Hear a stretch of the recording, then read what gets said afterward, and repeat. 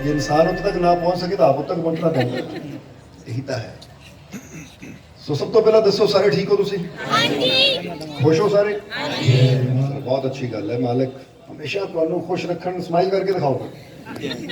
वैसे भी अज साडे भुपिंदर दा खुशियां दा दिन है, दोनों का तुहानू पता ही मेरी एनिवर्सरी दी ये बड़ी खुशी की घड़ी है, खुशी के पल है। तो सब तो पहला तो साडे वालों सारी संगत की तरफों तुहानू दोनों नू बहुत बहुत बधाई। मालिक की कृपा है तो यदि बहुत बहुत बधाई ना। देखो इंसान के जीवन इदा के दिन, इदा दी घड़ियां, इदा के पल आते हैं, क्योंकि जिदा कबीर साहब ने अपनी बाणी एक जगह बड़ा प्यारा दसिया है। कबीर साहब कहते एक खुशी सुत जन्म की एक किए व्यवहार। वो कहते एक खुशी वो भी होंगी जो घर च बच्चा जन्म लेंदा है, और एक खुशी वो भी होंगी जो घर च कोई ब्याह शादी या कोई इदा का खुशियां का कारज होंदा, किते मैरिज एनिवर्सरी होंदी है, किसी की शादी होंदी है, कि वो भी एक खुशी होंदी है। सो इत्थे दो खुशियां की पहले कबीर साहब ने गल की, एक जन्म की खुशी कि जो घर च कोई बच्चा जन्म लेंदा है, और दूजी कोई खुशियां का व्यवहार होंदा है, चाहे वो मैरिज होवे, चाहे मैरिज एनिवर्सरी होवे, चाहे बर्थडे पार्टी होवे। सो कबीर साहब दसदे कि ये भी एक खुशी है, पर उन्होंने सब तो बड़ी खुशी किहनू किया है।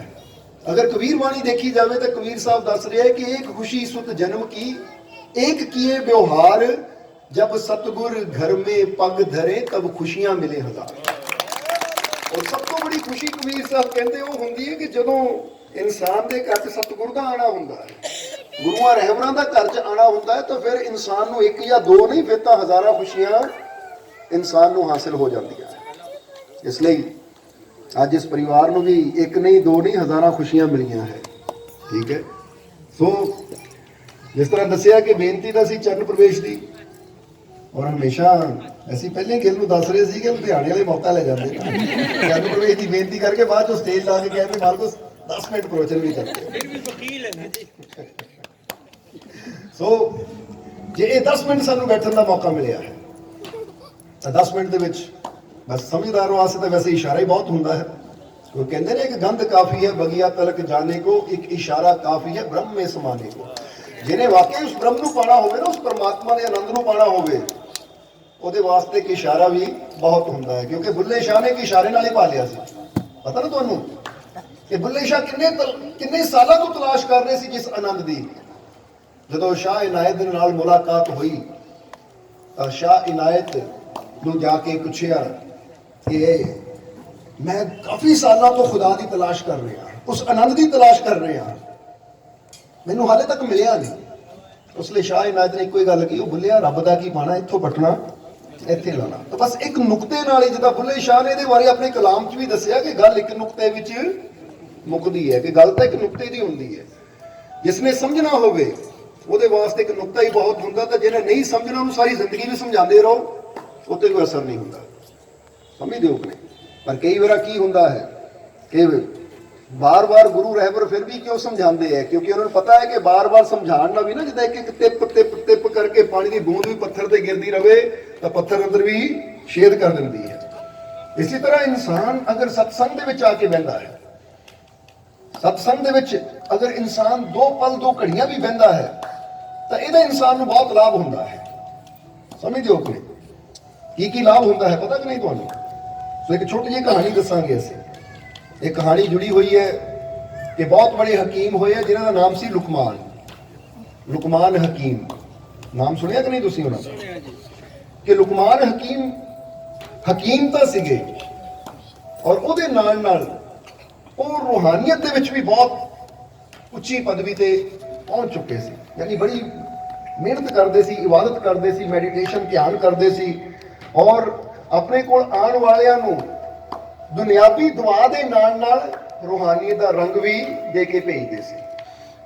ਕਿਉਂਕਿ ਇਨਸਾਨ ਦੇ ਜੀਵਨ 'ਚ ਅਗਰ ਕੋਈ ਦੁੱਖ ਹੈ, ਕੋਈ ਪਰੇਸ਼ਾਨੀ ਹੈ, ਕੋਈ ਤਕਲੀਫ ਹੈ, ਤਾਂ ਯਾਦ ਰੱਖੋ ਹਮੇਸ਼ਾ ਕਿ ਉਹ ਤਕਲੀਫਾਂ, ਉਹ ਦੁੱਖ ਸਿਰਫ ਦਵਾਈ ਦੇ ਨਾਲ ਠੀਕ ਨਹੀਂ ਹੁੰਦੇ, ਉਹ ਹੁੰਦੇ ਆ ਠੀਕ ਵਿਸ਼ਵਾਸ ਦੇ ਨਾਲ। ਔਰ ਜਦੋਂ ਉਹ ਵਿਸ਼ਵਾਸ ਆਪਣੇ ਉਸ ਮਾਲਿਕ ਨਾਲ ਜੁੜ ਜਾਵੇ ਕਿ ਮੇਰਾ ਮਾਲਿਕ ਮੇਰੇ ਨਾਲ ਹੈ, ਮੇਰੀ ਹਰ ਮੁਸ਼ਕਿਲ ਦਾ ਹੱਲ ਜ਼ਰੂਰ ਹੋਏਗਾ, ਤਾਂ ਫਿਰ ਇਨਸਾਨ ਦੀ ਬੜੀ ਤੋਂ ਬੜੀ ਮੁਸ਼ਕਿਲ ਵੀ ਜਲਦੀ ਠੀਕ ਹੋ ਜਾਂਦੀ ਹੈ। ਤਾਂ ਜੇ ਇਨਸਾਨ ਦਵਾਈਆਂ ਵੀ ਖਾਈ ਜਾਵੇ, ਵਿਸ਼ਵਾਸ ਹੀ ਨਾ ਹੋਵੇ, तो फिर डॉक्टर भी कहते भाई मैं तो कीमती तो कीमती अच्छे तो अच्छी दवाई भी दे के देख लिया पर फायदा नहीं हो रहा। और कई बार की होंदा है कि इंसान एक पानी का घुट भी पी लेंदा है तो वह पानी के नाल भी इंसान की बड़ी तो बड़ी तकलीफ बड़े तो बड़ा दुख दूर हो जाता है क्योंकि उसके अंदर विश्वास होंदा है। इसलिए इतने लुकमान के जीवन का बड़ा प्यारा वाकया है कि लुकमान दे एक बेटा से कहते हमेशा बेटे को कहते होंगे सी कि बेटा अच्छी संगत में जाया कर, अच्छी सोबत में बैठा कर, बुरी संगत तो बच, बुरी सोबत तो बच। और एक बार जिस नगरी च लुकमान रहंदे सी उत्थे एक फकीरां दा आना होया। उन्हां फकीरां ने कुछ दिन रुकना सी तां लुकमान हमेशा अपने बेटे को कहते सी कि बेटा जाया कर, फकीरां दी सोबत करया कर, जिन्ना भी वक्त मिले वो फकीर कुछ समय वास्ते आए हैं उन्हां दी सोबत का लाभ ले। एक बार बेटा गया, कुछ घड़ियां उत्थे बैठिया, फिर वापस आ गया और आके अपने पिता नूं कहण लगा कि पिता जी मैं सत्संग तां गया सी, फकीरां दे कोल तां गया सी और फकीरां दे वचन भी सुने, पर मैं जदों बाहर वापस आया तो मैनूं सारे वचन याद भुल गए। क्योंकि बहुत बार होंदा है कि इंसान सत्संग सुनता तो बहुत कुछ है पर जदों घर पहुंचदा है, घर पहुंचदियां उन्होंने याद ही भुल जाता कि की सुनिया की नहीं सुनिया। उन्होंने कहा कि अब्बा जान मैं गया सी, फकीरां दे वचन सुने, पर जदों मैं वापस घर पहुंचा तो घर आंदे आंदे मैनूं सारा फिर भुल गया कि जे मैं भुल ही गया तो जान का फायदा की मैनूं उत्थे। ये फायदा तो तां है कि जे मैं उन्हां वचनां नूं याद भी रख सकां। तो उस वेले लुकमान ने अपने बेटे नूं समझाउण दी खातर, क्योंकि ये मसला सिर्फ लुकमान दे बेटे का नहीं, ये मसला बहुत लोगों का है, बहुत प्यारियां का है कि जिन्ना चिर सत्संग च बैठते हैं सानू सब कुछ याद होंदा, जदों सत्संग च उठ के आते हैं तो कुछ गल्लां याद रहिंदियां, कुछ भुल जांदियां है। जरा समझना तो की फिर जे सानू सत्संग दे वचन ही भुल जाते तो की सत्संग च जाण दा फायदा भी है कोई? जरा समझना। हुण लुकमान उन्हां नूं जवाब दिंदे कि जे तुसीं भुल भी जाओ ना, सत्संग का कोई वचन याद भी ना रहे तो भी सत्संग में जरूर जाओ, उसका फायदा होता है। की फायदा होता है? वही समझाया लुकमान ने अपने बेटे को कि उन्होंने अपने बेटे को कहा कि बेटा वो सामने एक टोकरी पई है, टोकरी च कोयले है, ये कोयले छड़ दे, टोकरी चक के लिया। लुकमान का बेटा गया, कोयले सारे ढेरी कीते, खाली टोकरी उठा के ले आया। लुकमान ने कहा बेटा टोकरी नूं देख, टोकरी की हालत की है? तो उन्होंने कहा अब्बा जान यानी पिताजी ये टोकरी का कोयले रखने करके काली हो चुकी है, टोकरी काली हो चुकी है कोयले रखने करके। कहते हुण इस तरह कर, कोल ही तालाब है, नदी है, जा ये टोकरी च नदी का पानी लैके घर आ, असी इत्थे तेरा इंतजार करना है। वो टोकरी लैके दौड़ के गया, नदी च टोकरी पाई, पानी भरिया, लैके दौड़िया, पर तुहानू पता है कि टोकरी च पानी कदी घर नहीं आता, क्योंकि टोकरी च मांस की टोकरी होंदी है, छेद होंदे है, घर तक आंदे आंदे पानी सारा निकल गया। जदों आया खाली टोकरी, लुकमान बाहर ही खड़े सी, कहते की होया बेटा पानी नहीं लैके आया? उन्होंने कहा पिता जी मैं तो कोशिश की सी, नदी जो भरी का पानी भरिया सी, पर इत्थे तक आंदे आंदे सारा पानी चो गया, बग गया सारा पानी, ये तो खाली हो गई। कहते जा दोबारा कोशिश कर, दोबारा फिर गया, फिर टोकरी च पानी भरिया, फिर लैके आया, आंदे आंदे फिर खाली। उन्होंने फिर पूछा, कहता पिताजी पानी फिर नहीं पहुंचा? कहते तीसरी बार जा, तीसरी बार भेजिया, चौथी बार भेजिया, पांचवी बार भेजिया, छेवीं बार भेजिया, सतवीं बार भेजिया। जो सतवीं बार बच्चे चक्कर ला के थक गया, वो कहता अब्बा जान मैनूं समझ नहीं आती, टोकरी च पानी कदी घर नहीं आ सकता, फिर तुसीं बार बार मैनूं क्यों भेजदे हो? तो उस वेले लुकमान ने कहा बेटा ये मायने नहीं रखांदा कि नदी का पानी घर तक आया या नहीं आया, तू 7 बार चक्कर लाए, 7 बार टोकरी च पानी भरिया, पर वो घर तक नहीं आया, मायने ये नहीं रखांदा। मायने ये रखांदा कि टोकरी की हालत देख, टोकरी कैसी है। जो टोकरी देखी तो टोकरी बिल्कुल साफ हो चुकी है, क्योंकि जिन्नी कालक सी, जो कोलियां दी कालापन सी, वो बार बार पानी च डुबोण नाल कड्ढण नाल, डुबोण नाल कड्ढण नाल सारा कालापन भी वो टोकरी का खत्म हो गया, टोकरी साफ हो गई। तो उस वेले लुकमान ने कहा बेटा समझिया कुछ? तू कहना मैं सत्संग च बैठा, सत्संग भी एक दरिया है, एक नदी है, समझते हो कि नहीं? और जे असी अपने आप को मनीए तो समझ लो कि साडी समझ, साडी सोच, साडी बुद्धि एक टोकरी की तरह है। हुण असी सत्संग च बहिंदे हां, सत्संग च बहिंदे हां, सत्संग च ज्ञान रूपी वो जल साडे च भरदा है, पर जदों घर तक आंदे हो खाली हो जाता है, जिद्दां टोकरी का पानी घर तक नहीं पहुंचता। इसी तरह जे ਤੂੰ ਫਕੀਰਾਂ ਦੀ ਸੋਚ ਬਹਿੰਦਾ ਹਾਂ ਪਰ ਉਹ ਉਹਨਾਂ ਦੇ ਵਚਨ ਘਰ ਤੱਕ ਨਹੀਂ ਪਹੁੰਚਦੇ, ਤਾਂ ਵੀ ਬੇਟਾ ਯਾਦ ਰੱਖ ਕਿ ਬੇਸ਼ੱਕ ਉਹ ਵਚਨ ਘਰ ਤੱਕ ਨਹੀਂ ਪਹੁੰਚਦੇ, ਗਿਆਨ ਘਰ ਤੱਕ ਨਹੀਂ ਪਹੁੰਚਦਾ, ਪਰ ਜਦੋਂ ਤੂੰ ਉੱਥੇ ਬੈਠਦਾ ਨਾ, ਬੈਠਣ ਦਾ ਇੰਨਾ ਫਾਇਦਾ ਹੁੰਦਾ ਹੈ ਕਿ ਇਨਸਾਨ ਦੇ ਮਨ ਦੀ ਮੈਲ ਧੁੱਲ ਜਾਂਦੀ ਹੈ, ਸਾਫ਼ ਹੋ ਜਾਂਦੀ ਹੈ। ਇਸੇ ਲਈ ਤਾਂ ਕਬੀਰ ਸਾਹਿਬ ਨੇ ਵੀ ਕਿਹਾ ਕਿ ਗੁਰੂ ਧੋਬੀ ਸ਼ਿਸ਼ ਕੱਪੜਾ, ਗੁਰੂ ਧੋਬੀ ਸ਼ਿਸ਼ ਕੱਪੜਾ ਸਾਬੁਣ ਸਿਰਜਣਹਾਰ, ਸੁਰਤ ਸ਼ਿਲਾ ਪਰ ਧੋਈਏ ਤੋ ਨਿਕਸੇ ਰੰਗ ਅਪਾਰ। ਇਹ ਗੁਰੂ ਵੀ ਧੋਬੀ ਵਾਲਾ ਕੰਮ ਕਰਦਾ ਹੈ।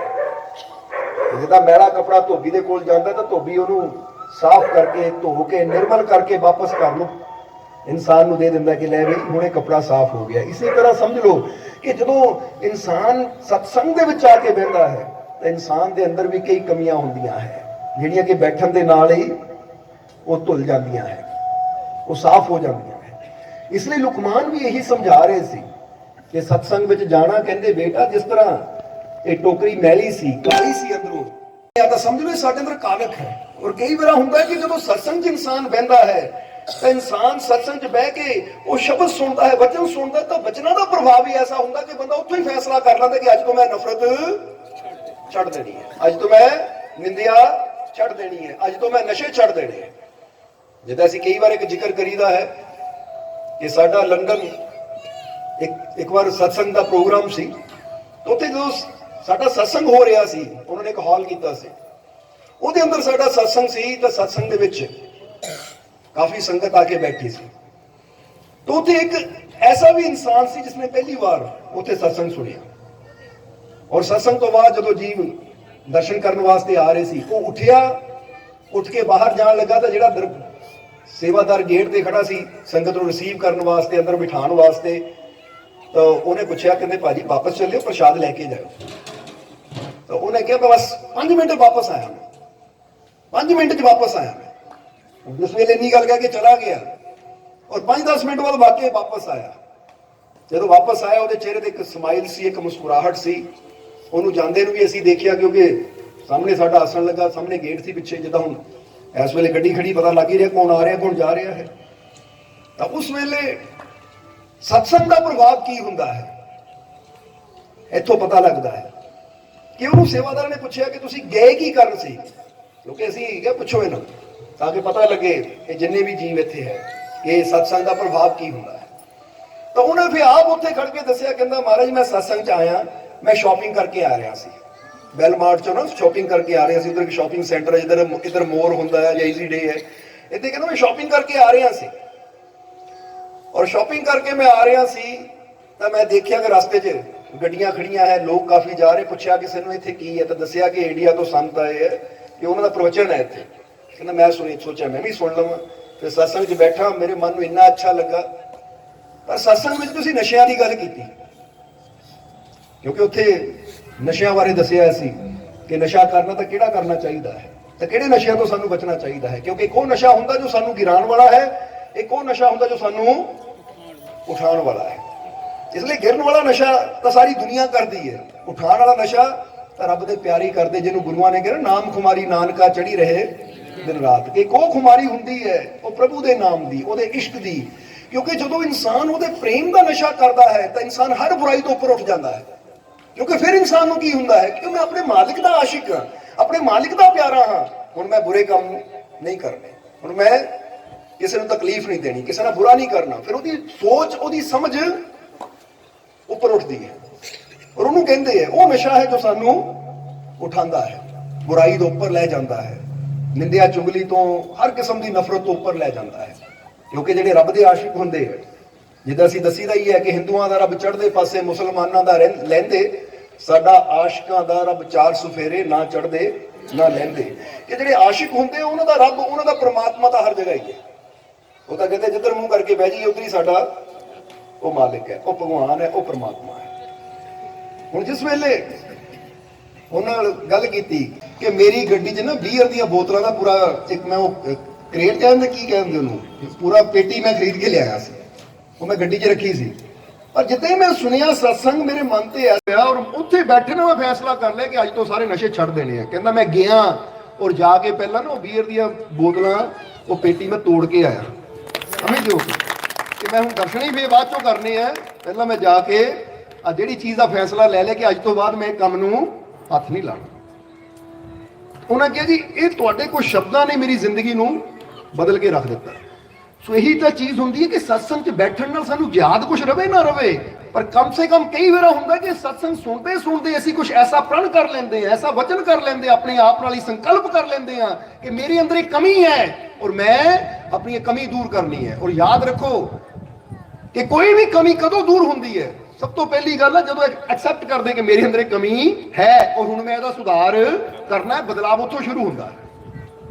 ਸਮਝਦੇ ਹੋ ਕਿ ਇੱਕ ਬੰਦੇ ਨੇ ਕੱਪੜਾ ਪਾਇਆ ਹੈ, ਉਹ ਜਦ ਤੱਕ ਉਹਨੂੰ ਕੋਈ ਦੱਸੇਗਾ ਨਹੀਂ ਚ ਕਮੀ ਕੀ ਹੈ, ਜਦੋਂ ਲੱਗਦਾ ਨਾ ਇੱਥੇ ਕੋਈ ਦਾਗ ਹੈ, ਚ ਕਮੀ ਹੈ, ਬੰਦਾ ਕਹਿੰਦਾ ਸਾਨੂੰ ਕਮੀ ਹੈ, ਇਹਨੂੰ ਚੇਂਜ ਕਰਨਾ ਹੈ। ਜਦੋਂ ਚੇਂਜ ਕਰਨ ਬਾਰੇ ਅੰਦਰ ਸੋਚ ਪੈਦਾ ਹੁੰਦੀ ਤਾਂ ਫਿਰ ਜਦ ਤੱਕ ਉਹ ਚੇਂਜ ਕਰ ਨਹੀਂ ਲੈਂਦਾ ਉਹਨੂੰ ਚੈਨ ਨਹੀਂ ਆਉਂਦੀ। ਇਸੇ ਤਰ੍ਹਾਂ ਸਾਡੀਆਂ ਕੁਝ ਆਦਤਾਂ ਹੈ, ਕਿਉਂਕਿ ਇੱਕ ਗੱਲ ਹਮੇਸ਼ਾ ਐਸੀ ਦੱਸੀ ਦੀ ਹੈ ਕਿ ਇਨਸਾਨ ਆਪਣਾ ਫਿਊਚਰ ਨਹੀਂ ਬਦਲ ਸਕਦਾ। ਆਉਣ ਵਾਲਾ ਕੱਲ ਬੰਦਾ ਫਿਊਚਰ ਨਹੀਂ ਬਦਲ ਸਕਦਾ, ਆਉਣ ਵਾਲਾ ਕੱਲ ਚੇਂਜ ਕਰੋ। ਕਿਉਂਕਿ ਇਨਸਾਨ ਇੱਕ ਗੱਲ ਹਮੇਸ਼ਾ ਯਾਦ ਰੱਖੇ ਕਿ ਉਹ ਪਰਮਾਤਮਾ ਨੇ ਖੁਸ਼ੀਆਂ ਦਾ ਭੰਡਾਰ ਨਾ ਸਾਡੇ ਅੰਦਰ ਹੀ ਰੱਖਿਆ ਹੋਇਆ ਹੈ। ਸਮਝਦੇ ਹੋ ਕਿ ਨਹੀਂ?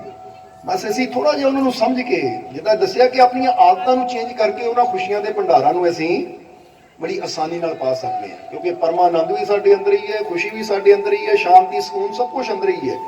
ਪਰ ਇਨਸਾਨ ਕਰਦਾ ਕੀ ਹੈ ਕਿ ਚੀਜ਼ ਅੰਦਰ ਹੈ ਤਾਂ ਲੱਭਦਾ ਇਨਸਾਨ ਬਾਹਰ ਫਿਰਦਾ, ਤਾਂ ਹੀ ਤਾਂ ਇਨਸਾਨ ਦੇ ਹੱਥ ਨਹੀਂ ਆਉਂਦੀ। ਇਸ ਲਈ ਸਮਝਣਾ ਇਸ ਚੀਜ਼ ਨੂੰ। ਔਰ ਤੀਸਰੀ ਗੱਲ ਇਹ ਵੀ ਕਹਾਂਗੇ, ਕਿਉਂਕਿ ਪਹਿਲਾਂ ਦੱਸਿਆ ਸੀ ਕਿ ਆਪਣੀ ਆਦਤ ਚੇਂਜ ਕਰਨੀ ਹੈ। ਅਗਰ ਤੁਹਾਨੂੰ ਲੱਗਦਾ ਹੈ ਕਿ ਮੇਰੇ ਅੰਦਰ ਕੋਈ ਪ੍ਰੋਬਲਮ ਹੈ, ਚਾਹੇ ਸਰੀਰਕ ਤੌਰ ਤੇ ਬਿਮਾਰੀ ਹੈ, ਕਿਉਂਕਿ ਕਈਆਂ ਨੂੰ ਕੋਈ ਤਕਲੀਫ ਹੁੰਦੀ, ਕਈਆਂ ਨੂੰ ਕੋਈ ਤਕਲੀਫ ਹੁੰਦੀ ਹੈ। ਅਗਰ ਸਰੀਰਕ ਤੌਰ ਤੇ ਕੋਈ ਮੈਨੂੰ ਬਿਮਾਰੀ ਹੈ, ਪ੍ਰੋਬਲਮ ਹੈ, ਤਾਂ ਉਹਦਾ ਵੀ ਹੱਲ ਹੁੰਦਾ ਹੈ। ਔਰ ਅਗਰ ਮੈਂਟਲੀ ਤੌਰ ਤੇ ਮੈਨੂੰ ਕੋਈ ਸਟ੍ਰੈਸ ਹੈ, ਕੋਈ ਚਿੰਤਾ ਹੈ, ਤਾਂ ਉਹਦਾ ਵੀ ਹੱਲ ਹੁੰਦਾ ਹੈ। ਉਹ ਹੈ ਮੈਡੀਟੇਸ਼ਨ, ਉਹ ਹੈ ਧਿਆਨ, ਉਹ ਆਪਣੇ ਮਾਲਿਕ ਦੀ ਯਾਦ ਹੈ। ਸਮਝਦੇ ਹੋ ਕਿ ਨਹੀਂ? ਇਸ ਲਈ ਔਰ ਇੱਥੇ ਜਿਹੜੀ ਗੱਲ ਤੁਹਾਨੂੰ ਇੱਕ ਮੇਨ ਪੁਆਇੰਟ ਅਸੀਂ ਇੱਥੇ ਦੱਸ ਦੇਣਾ ਚਾਹਾਂਗੇ ਕਿ ਜਿਸ ਤਰ੍ਹਾਂ ਮੌਲਾਨਾ ਰੂਮੀ ਨੇ ਬੜੀ ਪਿਆਰੀ ਗੱਲ ਕਹੀ ਹੈ। ਮੌਲਾਨਾ ਰੂਮੀ ਕਹਿੰਦੇ ਹੈ ਕਿ ਅਗਰ ਤੂੰ ਕਿਸੇ ਵੀ ਮੰਜ਼ਿਲ ਨੂੰ ਪਾਣਾ ਹੈ, ਚਾਹੇ ਦੁਨਿਆਵੀ ਸਕਸੈਸ ਪਾਣਾ ਚਾਹੁੰਦਾ ਹੈ ਤੂੰ, ਔਰ ਚਾਹੇ ਆਪਣੇ ਫਿਜ਼ੀਕਲੀ ਆਪਣੇ ਸਰੀਰ ਨੂੰ ਲੈ ਕੇ, ਇੱਕ ਤਾਂ ਹੁੰਦਾ ਨਾ ਬਿਜ਼ਨਸ ਨੂੰ ਲੈ ਕੇ, ਇੱਕ ਹੁੰਦਾ ਆਪਣੀ ਬਾਡੀ ਨੂੰ ਲੈ ਕੇ, ਔਰ ਇੱਕ ਹੁੰਦਾ ਆਪਣੀ ਆਤਮਾ ਨੂੰ ਲੈ ਕੇ, ਕਿ ਕਿਸੇ ਪਾਸੇ ਵੀ ਅਗਰ ਤੂੰ ਕਾਮਯਾਬੀ ਚਾਹੁੰਦਾ ਹੈ ਤਾਂ ਉੱਥੇ ਸਭ ਤੋਂ ਪਹਿਲੀ ਉਹਨਾਂ ਨੇ 3 ਚੀਜ਼ਾਂ ਦੀ ਤਰਫ ਇਸ਼ਾਰਾ ਕੀਤਾ। ਔਰ ਪਹਿਲੀ ਚੀਜ਼ ਉਹ 'ਚੋਂ ਕਿਹੜੀ ਦੱਸੀ ਉਹਨਾਂ ਨੇ ਕਿ ਅਗਰ ਕਿਸੇ ਵੀ ਚੀਜ਼ ਨੂੰ ਪਾਣਾ ਹੈ ਤਾਂ ਤੇਰੇ ਅੰਦਰ ਵਿਸ਼ਵਾਸ ਦਾ ਹੋਣਾ ਬਹੁਤ ਜ਼ਰੂਰੀ ਹੈ। ਕਿਉਂਕਿ ਵਿਸ਼ਵਾਸ ਇਹਨੂੰ ਕਹਿੰਦੇ ਆ, ਵਿਸ਼ਵਾਸ ਦਾ ਮਤਲਬ ਹੈ ਕਿ ਅਗਰ ਤੇਰੇ ਅੰਦਰ ਵਿਸ਼ਵਾਸ ਹੈ ਤਾਂ ਜੋ ਚੀਜ਼ ਅਦ੍ਰਿਸ਼ਯ ਹੈ ਨਾ ਉਹ ਵੀ ਦ੍ਰਿਸ਼ਯ ਬਣ ਜਾਂਦੀ ਹੈ। ਸਮਝ ਆਈ ਕਿ ਨਹੀਂ? ਇਹ ਮੌਲਾਨਾ ਰੂਮੀ ਨੇ ਬੜੀ ਪਿਆਰੀ ਗੱਲ ਕਹੀ ਹੈ ਕਿ ਜਿਹੜੀ ਚੀਜ਼ ਬਾਕੀਆਂ ਵਾਸਤੇ ਅਦ੍ਰਿਸ਼ਯ ਹੁੰਦੀ ਹੈ, ਵਿਸ਼ਵਾਸ ਕਰਨ ਵਾਲਿਆਂ ਵਾਸਤੇ ਉਹ ਦ੍ਰਿਸ਼ ਬਣ ਜਾਂਦੀ ਹੈ। ਦ੍ਰਿਸ਼ ਦਾ ਮਤਲਬ, ਅਦ੍ਰਿਸ਼ ਦਾ ਮਤਲਬ ਜੋ ਨਜ਼ਰ ਨਹੀਂ ਆਉਂਦੀ, ਦ੍ਰਿਸ਼ ਦਾ ਮਤਲਬ ਜੋ ਨਜ਼ਰ ਆਉਂਦੀ ਹੈ। ਜਿੱਦਾਂ ਅਸੀਂ ਕਈ ਵਾਰ ਇਸ਼ਾਰਾ ਕਰਦੇ ਕਿ ਰਾਈਟ ਬ੍ਰਦਰ ਸੀ, ਜਦੋਂ ਪਲੇਨ ਨਹੀਂ ਸੀ, ਸਮਝਦੇ ਹੋ ਕਿ ਨਹੀਂ? ਪਰ ਉਹਨਾਂ ਨੇ ਵਿਸ਼ਵਾਸ ਕੀਤਾ ਸੀ ਹੋ ਸਕਦਾ ਹੈ, ਇਹ ਬਣ ਸਕਦਾ ਹੈ। ਉਹਨਾਂ ਦੇ ਅੱਗੇ ਇਹ ਮੰਜ਼ਰ ਜੋ ਦੁਨੀਆ ਨਹੀਂ ਦੇਖ ਸਕਦੀ ਸੀ, ਉਹਨਾਂ ਨੇ ਦੇਖ ਲਿਆ। ਉਹਨਾਂ ਨੂੰ ਵਿਸ਼ਵਾਸ ਸੀ, ਤਾਂ ਹੀ ਉਹਨਾਂ ਨੇ ਮਿਹਨਤ ਕੀਤੀ। ਕਿਉਂਕਿ ਬੰਦਾ ਕਿਸੇ ਵੀ ਚੀਜ਼ ਤੇ ਕਦੋਂ ਮਿਹਨਤ ਕਰਦਾ? ਜਦੋਂ ਉਹਨੂੰ ਵਿਸ਼ਵਾਸ ਹੁੰਦਾ ਕਿ ਕੰਮ ਹੋ ਸਕਦਾ ਹੈ। ਸਮਝਦੇ ਹੋ ਕਿ ਹੁਣ ਇਨਸਾਨ ਪੈਦਲ ਆਗਰੇ ਜਾ ਸਕਦਾ ਹੈ, ਪੈਦਲ ਬੰਬੇ ਜਾ ਸਕਦਾ, ਕਿਉਂਕਿ ਉਹਨੂੰ ਪਤਾ ਬੰਬੇ ਹੈ, ਰਸਤਾ ਹੈ ਤਾਂ ਮੈਂ ਜਾ ਸਕਦਾ ਹਾਂ। ਹਾਂ, ਕੁਝ ਮਹੀਨੇ ਲੱਗਣ ਤੋਂ ਕੁਝ ਸਾਲ ਲੱਗਣਗੇ, ਪਰ ਮੈਂ ਜਾ ਸਕਦਾ ਹਾਂ। ਪਰ ਕਦੀ ਇਨਸਾਨ ਚੱਲ ਕੇ ਚੰਦਰਮਾ ਤੱਕ ਜਾਣ ਦੀ ਕੋਸ਼ਿਸ਼ ਨਹੀਂ ਕਰੇਗਾ, ਕਿਉਂਕਿ ਪਤਾ ਉੱਥੇ ਜਾਣ ਦਾ ਕੋਈ ਰਸਤਾ ਹੈ ਹੀ ਨਹੀਂ। ਕੋਸ਼ਿਸ਼ ਵੀ ਉੱਥੇ ਹੁੰਦੀ ਹੈ ਜਿੱਥੇ ਪਤਾ ਹੈ ਕਿ ਹੋ ਸਕਦਾ ਹੈ। ਹੁਣ ਉਹਨਾਂ ਦੇ ਅੰਦਰ ਵਿਸ਼ਵਾਸ ਸੀ ਤਾਂ ਉਹਨਾਂ ਨੇ ਜੋ ਇਨਵਿਜ਼ੀਬਲ ਸੀ ਉਹਨੂੰ ਵਿਜ਼ੀਬਲ ਕਰ ਲਿਆ, ਜੋ ਅਦ੍ਰਿਸ਼ਯ ਸੀ ਆਪਣੀ ਸੋਚ ਨਾਲ, ਵਿਸ਼ਵਾਸ ਨਾਲ ਉਹਨੂੰ ਦ੍ਰਿਸ਼ ਵਿੱਚ ਕਰ ਦਿੱਤਾ। ਔਰ ਇਸੇ ਤਰ੍ਹਾਂ ਅੱਜ ਅਗਰ ਤੁਸੀਂ ਬਿਮਾਰ ਹੋ, ਸਮਝਦੇ ਹੋ ਕਿ ਨਹੀਂ? ਦ੍ਰਿਸ਼ ਦਾ ਕੀ ਹੈ? ਬਿਮਾਰੀ ਦਾ, ਤਸਵੀਰ ਤਾਂ ਬਿਮਾਰੀ ਦੀ ਹੈ, ਪਰ ਤੁਸੀਂ ਵਿਸ਼ਵਾਸ ਰੱਖੋ ਕਿ ਮੇਰਾ ਮਾਲਿਕ ਮੇਰੇ ਨਾਲ ਹੈ, ਮੈਨੂੰ ਤੰਦਰੁਸਤੀ ਜ਼ਰੂਰ ਮਿਲੇਗੀ। ਉਹ ਅਦ੍ਰਿਸ਼ ਚੀਜ਼ ਜੋ ਹੈ, ਤੰਦਰੁਸਤੀ ਇਸ ਲਈ ਨਹੀਂ ਹੈ, ਪਰ ਵਿਸ਼ਵਾਸ ਰੱਖਦੇ ਕਿ ਮੈਂ ਠੀਕ ਹੋਣਾ ਹੈ, ਉਹਦੀ ਕਿਰਪਾ, ਉਹਦੀ ਰਹਿਮਤ, ਉਹਦੀ ਬਖਸ਼ਿਸ਼, ਤਾਂ ਫਿਰ ਇਨਸਾਨ ਨੂੰ ਉਹ ਚੀਜ਼ ਵੀ ਮਿਲ ਜਾਂਦੀ ਹੈ। ਸੋ ਮੌਲਾਨਾ ਰੂਮੀ ਕਹਿੰਦੇ ਸਭ ਤੋਂ ਪਹਿਲਾਂ ਤੇਰੇ ਮਨ ਅੰਦਰ ਵਿਸ਼ਵਾਸ ਦਾ ਹੋਣਾ ਬਹੁਤ ਜ਼ਰੂਰੀ ਹੈ ਅਗਰ ਤੂੰ ਕਾਮਯਾਬ ਹੋਣਾ ਚਾਹੁੰਦਾ ਹੈ। ਚਾਹੇ ਉਹ ਮੈਡੀਟੇਸ਼ਨ ਦਾ, ਇਬਾਦਤ ਦਾ ਮਾਰਗ ਹੈ, ਧਿਆਨ ਦਾ ਮਾਰਗ ਹੈ, ਚਾਹੇ ਦੁਨਿਆਵੀ ਕੋਈ ਬਿਜ਼ਨਸ ਇਨਸਾਨ ਕਰਦਾ ਹੈ, ਕੋਈ ਦੁਕਾਨ ਚਲਾਉਂਦਾ, ਉੱਥੇ ਵਿਸ਼ਵਾਸ ਹੋਣਾ ਜ਼ਰੂਰੀ ਹੈ ਕਿ ਮੈਂ ਕਰ ਸਕਦਾ। और जे फिजिकली भी अनफिट है बंदा, तो भी अपने आप ਨੂੰ ਫਿੱਟ ਕਰ ਸਕਦਾ ਹੈ, ਕਿਉਂਕਿ ਅੰਦਰ ਵਿਸ਼ਵਾਸ ਦਾ ਹੋਣਾ ਜ਼ਰੂਰੀ ਹੈ। ਸਮਝਦੇ ਹੋ ਤੁਸੀਂ? ਇਸ ਲਈ ਦੂਸਰੀ ਚੀਜ਼ ਮੌਲਾਨਾ ਰੂਮੀ ਨੇ ਕਿਹੜੀ ਦੱਸੀ? ਦੂਸਰੀ ਚੀਜ਼ ਦੱਸੀ, ਪਹਿਲਾਂ ਕਹਿੰਦੇ ਵਿਸ਼ਵਾਸ, ਉਹ ਦੂਸਰੀ ਚੀਜ਼ ਉਹਨਾਂ ਨੇ ਦੱਸੀ ਦ੍ਰਿੜ ਨਿਸ਼ਚੇ। ਦ੍ਰਿੜ ਨਿਸ਼ਚੇ ਦਾ ਮਤਲਬ ਸਮਝਦੇ ਹੋ ਨਾ, ਕਿ ਜਿੱਦਾਂ ਕਹਿੰਦਾ ਪੂਰੀ ਦ੍ਰਿੜਤਾ ਅੰਦਰ ਹੋਣੀ ਚਾਹੀਦੀ ਕਿ ਇਹ ਚੀਜ਼ ਮੈਨੂੰ ਵਿਸ਼ਵਾਸ ਹੈ ਮਿਲੇਗੀ, ਤਾਂ ਹੁਣ ਮੈਂ ਉਦੋਂ ਤੱਕ ਰੁਕਣਾ ਨਹੀਂ ਹੈ ਜਦ ਤੱਕ ਮੈਨੂੰ ਮਿਲ ਨਹੀਂ ਜਾਂਦੀ।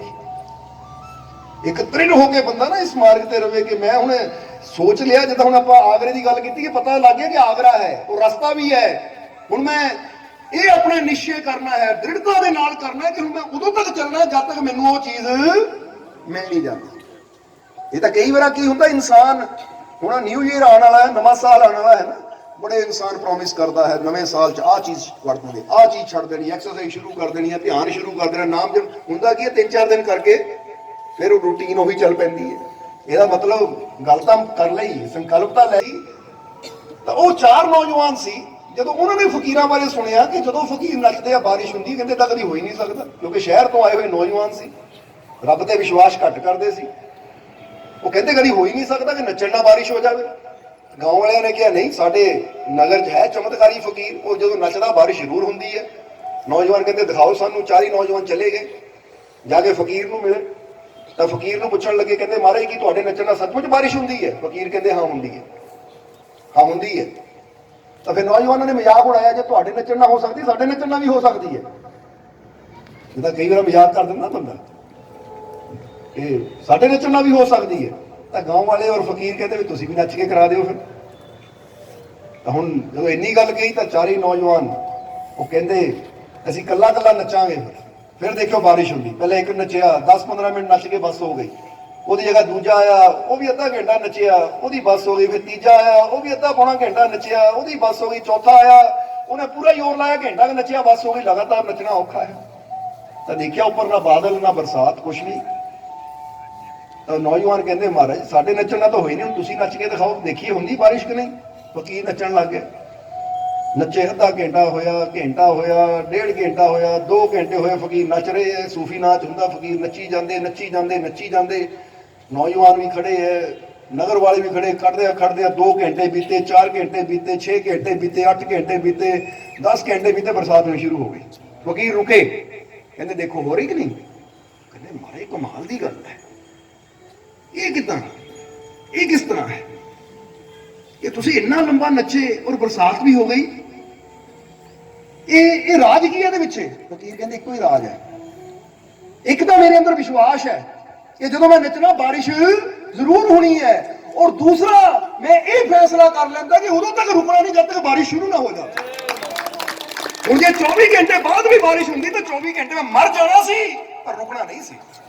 ਕਹਿੰਦੇ ਬਰਸਾਤ ਲਿਆਉਣ ਵਾਸਤੇ, ਕਿਉਂਕਿ ਕਹਿੰਦੇ ਨਾ ਕਿ ਹਿੰਮਤ ਮਰਦਾ ਮਦਦੇ ਖੁਦਾ। ਸਮਝਦੇ ਹੋ ਕਿ ਨਹੀਂ? ਇਸ ਲਈ ਮੌਲਾਨਾ ਰੂਮੀ ਨੇ ਜੋ ਤੀਜੀ ਗੱਲ ਕਹੀ ਨਾ ਤੇ ਜੁੜੀ ਹੋਈ ਹੈ, ਕਹਿੰਦੇ ਖੁਦਾ ਵੀ ਉਹਨਾਂ ਦਾ ਸਾਥ ਦਿੰਦਾ ਜੋ ਮਿਹਨਤ ਕਰਨ ਵਾਲੇ ਹੈ। ਇਹ ਤੀਜੀ ਗੱਲ ਕਹੀ ਮੌਲਾਨਾ ਨੂੰ। ਪਹਿਲੀ ਗਈ ਤੇਰੇ ਮਨ 'ਚ ਵਿਸ਼ਵਾਸ ਦਾ ਹੋਣਾ ਜ਼ਰੂਰੀ ਹੈ ਕਾਮਯਾਬੀ ਸਫਲਤਾ ਵਾਸਤੇ। ਦ੍ਰਿੜ ਨਿਸ਼ਚੈ ਹੋਣਾ ਚਾਹੀਦਾ ਹੈ ਕਿ ਇੱਕ ਵਾਰ ਕੰਮ ਸ਼ੁਰੂ ਕਰ ਲਿਆ ਤਾਂ ਜਦ ਤੱਕ ਮੈਨੂੰ ਮੰਜ਼ਿਲ ਨਹੀਂ ਮਿਲਦੀ ਰੁਕਣਾ ਨਹੀਂ ਹੈ ਮੈਂ। ਫਿਰ ਤਾਂ ਮੈਂ ਚਾਹੇ ਜ਼ਮੀਨ ਆਸਮਾਨ ਇੱਕ ਹੋ ਜਾਵੇ ਫਿਰ ਹਟਣਾ ਨਹੀਂ। ਔਰ ਤੀਸਰੀ ਇਹ ਵੀ ਯਾਦ ਰੱਖੀ ਕਿ ਰੱਬ ਦੀ ਰਹਿਮਤ ਵੀ ਉਹਨਾਂ ਦਾ ਸਾਥ ਦਿੰਦੀ ਹੈ ਜੋ ਮਿਹਨਤ ਕਰਨ ਨੂੰ ਤਿਆਰ ਹੋਣ। ਹੁਣ ਬੰਦੇ ਨੂੰ ਪਿਆਸ ਲੱਗੀ, ਬੰਦਾ ਕਹੇ ਰੱਬਾ ਪਾ ਦੇ ਮੂੰਹ 'ਚ ਪਾਣੀ, ਕਿੱਦਾਂ ਰੱਬ ਨੇ ਕਹਿਣਾ ਫਿਰ ਤਾਂ ਪਿਆਸਾ ਹੀ ਮਰ ਤੂੰ। ਜਿਹੜਾ ਹੱਥ ਪੈਰ ਹਿਲਾ ਕੇ ਪਾਣੀ ਦੇ ਗਲਾਸ ਤੱਕ ਨਹੀਂ ਪਹੁੰਚ ਸਕਦਾ ਉਹ ਪਾਣੀ ਪੀਣ ਦਾ ਹੱਕਦਾਰ ਵੀ ਨਹੀਂ ਹੈ। ਜਿਹੜਾ ਹੱਥ ਪੈਰ ਹਿਲਾ ਕੇ ਰੋਟੀ ਨਹੀਂ ਕਮਾ ਸਕਦਾ ਉਹ ਵੀ ਕਹਿੰਦੇ ਭੋਜਨ ਦਾ ਵੀ ਹੱਕਦਾਰ ਨਹੀਂ ਹੈ। ਕਿ ਮੈਂ ਤਾਂ ਆਪਣੀਆਂ ਨਿਯਮਤਾਂ ਰੱਖੀਆਂ ਹੋਈਆਂ ਹੈ, ਹੁਣ ਉਹਨਾਂ ਨਿਯਮਤਾਂ ਨੂੰ ਆਪਣੀ ਮਿਹਨਤ ਨਾਲ ਪ੍ਰਗਟ ਤਾਂ ਤੂੰ ਹੀ ਕਰਨਾ ਨਾ, ਸਾਹਮਣੇ ਤਾਂ ਤੂੰ ਹੀ ਲਿਆਉਣਾ ਹੈ। ਇਸ ਲਈ ਇੱਥੋਂ ਫਕੀਰਾਂ ਦੀ ਕਹਾਣੀ ਤੋਂ ਵੀ ਪਤਾ ਲੱਗਦਾ ਕਿ ਪਹਿਲਾਂ ਤਾਂ ਵਿਸ਼ਵਾਸ ਰੱਖੋ ਕਿ ਮੈਨੂੰ ਕਾਮਯਾਬੀ ਮਿਲਣੀ ਹੈ। ਦੂਜਾ ਫਕੀਰ ਕਹਿੰਦੇ ਮੈਂ ਇੱਕ ਆਪਣੇ ਅੰਦਰ ਦ੍ਰਿੜਤਾ ਦੇ ਨਾਲ ਫੈਸਲਾ ਕਰ ਲੈਂਦਾ ਹੈ ਕਿ ਜੋ ਮੈਂ ਸੰਕਲਪ ਕਰ ਲਿਆ ਕਿ ਮੈਂ ਨੱਚ ਰਿਹਾ ਇਸ ਲਈ ਕਿ ਬਰਸਾਤ ਹੋਵੇ, ਤਾਂ ਜਦ ਤੱਕ ਬਰਸਾਤ ਨਹੀਂ ਹੋਣੀ ਮੈਂ ਰੁਕਣਾ ਨਹੀਂ ਹੈ। ਇਹ ਤਾਂ 10 ਘੰਟੇ ਲੱਗੇ, 12 ਲੱਗਦੇ, 14 ਲੱਗਦੇ, 16 ਲੱਗਦੇ, 18 ਲੱਗਦੇ, 24 ਲੱਗਦੇ, 48 ਲੱਗਦੇ, ਤੁਸੀਂ ਦੇਖ ਲੈਣਾ ਸੀ ਨੱਚਦਾ ਨੱਚਦਾ ਮਰਦਾ ਜਾਣਾ ਸੀ ਮੈਂ। ਪਰ ਜਦ ਤੱਕ ਬਰਸਾਤ ਨਹੀਂ ਰੁਕਣਾ ਨਹੀਂ ਸੀ, ਕਿਉਂਕਿ ਉਹ ਫੈਸਲਾ ਹੀ ਕਾਹਦਾ ਕਿ ਜਿਹੜਾ ਮੁਸੀਬਤਾਂ ਨੂੰ ਦੇਖ ਕੇ ਬਦਲ ਜਾਵੇ। ਸਮਝਦੇ ਹੋ ਕਿ ਨਹੀਂ? ਕਹਿੰਦੇ ਨਾ ਮਜਨੂੰ ਨੂੰ ਇਸ਼ਕ ਸੀ ਲੈਲਾ ਦੇ ਨਾਲ, ਲੋਕਾਂ ਨੇ ਪੱਥਰ ਮਾਰੇ ਤਾਂ ਕਿਸੇ ਨੇ ਕਿਹਾ ਕੀ ਮਿਲਿਆ ਤੈਨੂੰ? लोगों ने पत्थर मारे, लहू लहान हो गया, की मिलिया तेन लैला ने इश्क करके। तो उसलिए मजनू ने एक ही गल कही, कहते इश्क कादा जिहड़ा इदां दी मुसीबतां नूं देख के रुक जाए। ये इश्क तो उही हुंदा कि जां तां लैला मिलेगी जां फिर प्राण जाणगे, क्योंकि हुण तुर पए आ इश्क दे रस्ते ते। जिस तरह कहा जाता ना कि जिहड़े आशिक होंदे आ, चाहे वो रब नाल इश्क करन वाले आ चाहे दुनियावी, वो जान तां दे दिंदे पर कदम पिछे नहीं हटाते। इसलिए इहनूं कहंदे दृढ़ता। इसलिए अपने जीवन नूं भी बदलना है तो कि असीं अपने आप नूं देखीए कि असीं फैसले तो बहुत लैंदे हैं पर की साडे अंदर वो है। समझदे हो कि नहीं? पुराने समय ना तुसीं सन 2000 च 2001 जो 2002 च जे साडी फोटो देखो, तुसीं पिक्चर देखो साडी, तो तुहानूं पता लगेगा साडा वेट जिहड़ा सी ना 104 किलो सी, 1 क्वांटल 4 किलो। समझदे हो कि नहीं? फिर असीं फैसला किया कि 6 महीने दे विच इहनूं 75 किलो ते लियाना है। फिर 6 महीने की किया, 10-10 किलोमीटर असीं रनिंग करते सी, 10 किलोमीटर दौड़ के जाना बिना रुके, 10 किलोमीटर आना बिना रुकिया। फैसला कर लिया कि आ एक ना डेडलाइन रखी हुई है, क्योंकि जब तक असीं डेडलाइन नहीं बनाते ना उदों तक सानूं मंजिल नहीं मिलती। तो जो हो सकता किया, और वाकई जो असीं टारगेट लिखिया सी अपनी डायरी से कि इन्नी डेट तो पहला ये करांगे, समझना जरा सारिਆਂ ने वो टारगेट लिखिया होया सी 2001 ਦੇ ਵਿੱਚ। ਹੁਣ याद आ रहा सानूं कि 15 सितंबर, पर असीं ਉਹਨੂੰ 15 अगस्त तक ਉਹਨੂੰ अचीव कर लिया सी मेहनत के नाल 5 ਮਹੀਨਿਆਂ ਚ ਅਸੀਂ। यानी ਇਹਨੂੰ ਸਾਨੂੰ बड़ी खुशी हुई कि ਅਸੀਂ जो एक 6 ਮਹੀਨੇ ਦਾ टारगेट दिता सी ना ਉਹਨੂੰ 5 ਚ कंप्लीट किया। तो जे 6 की बजाय 10 च हुंदा तो फिर सानूं तकलीफ होनी सी कि दृढ़ निश्चय नहीं है साडा, क्योंकि असीं हमेशा अपने जीवन के एक नियम रखते हैं कि असीं दूसरे नूं उही गल कहंदे जो आप पहला प्रैक्टिकली करते हैं। समझदे हो कि नहीं?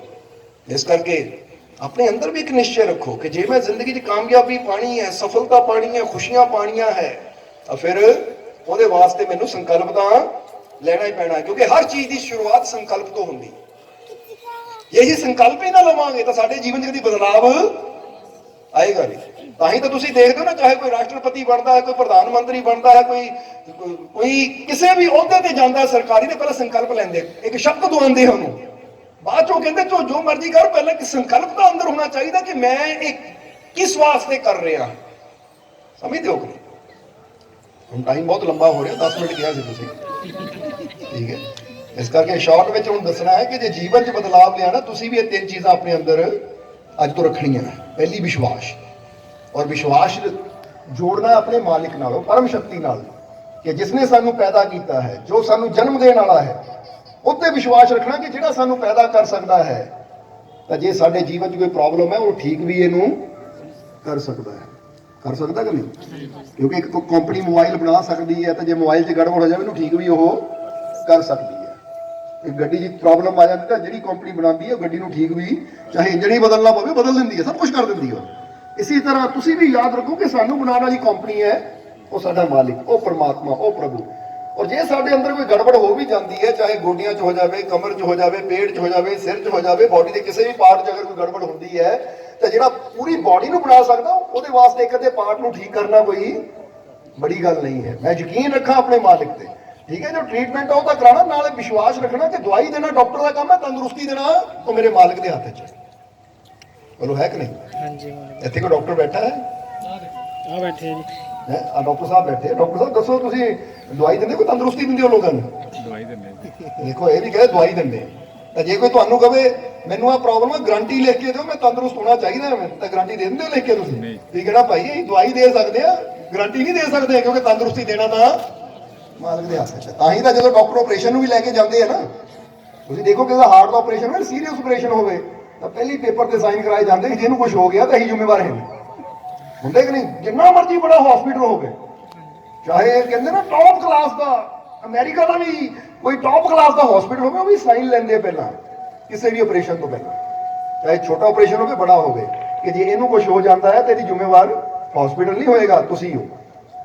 तुहाडे भी अगर किसी फैमिली च ऑपरेशन होया, तुसी दे दो, तुहाडे साइन करवाते हो, एक फॉर्म से साइन कराते, ताकि कल नूं हॉस्पिटल से उंगली ना उठाई जाए, डॉक्टरों से उंगली ना उठाई जाए, क्योंकि उन्होंने पता है कि असीं कोशिश कर सकते हैं, पूरी गारंटी असीं भी नहीं लै सकते, क्योंकि गारंटी तो कोई चकदा वो मालिक।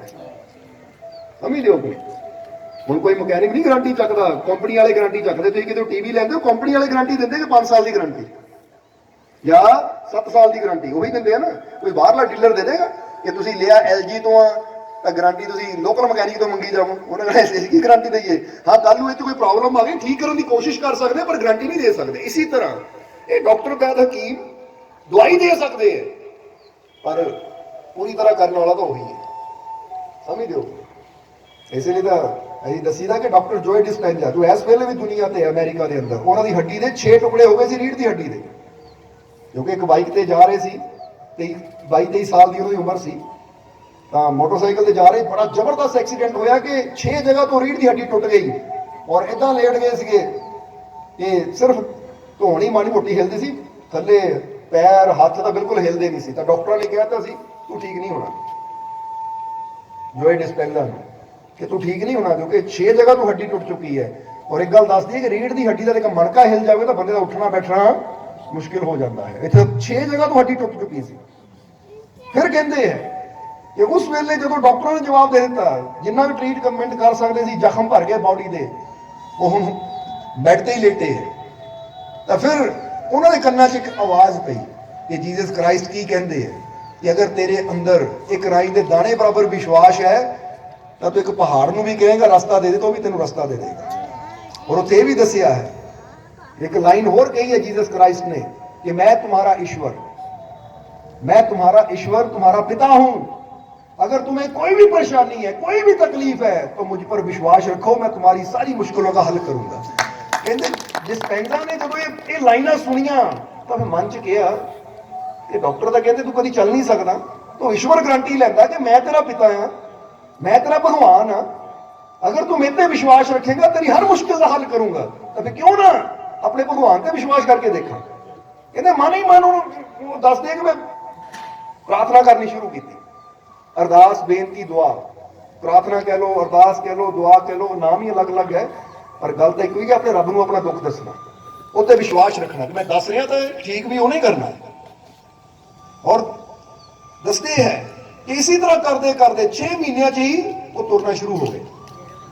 और फिर की होया कि जो तुरन लग पे हो तो फिर उन्होंने दोबारा जाके जो अपनी स्कैनिंग कराई तो स्कैनिंग देख के डॉक्टर हैरान रह गए कि रीढ़ की हड्डी इतना नवी हो गई है जिदा कभी टुटी नहीं होंगी है।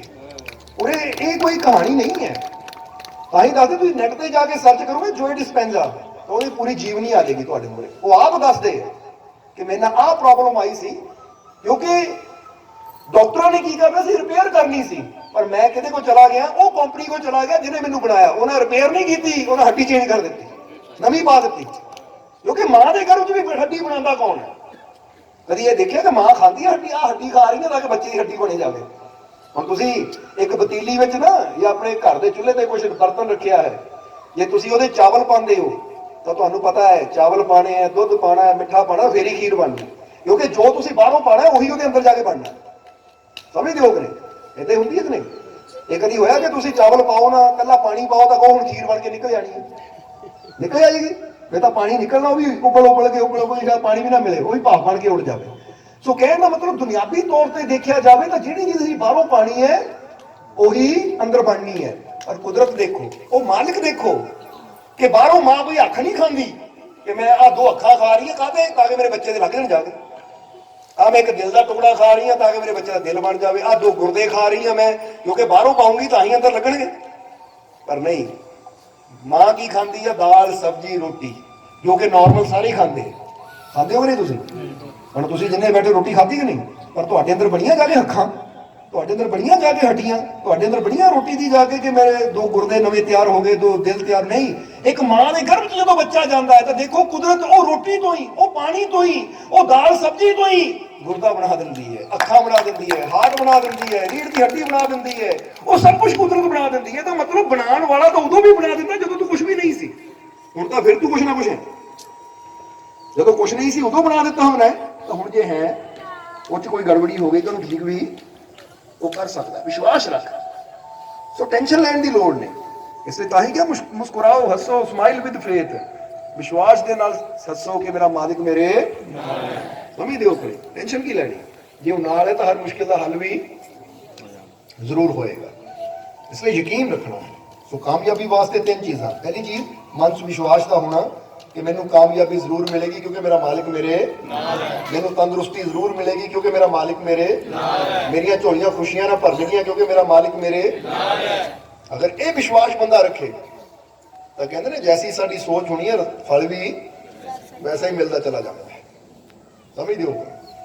इसलिए और दूसरी चीज़ उन्होंने की कही, याद है कि नहीं, दृढ़ता चाहिए अंदर, दृढ़ निश्चय चाहिए।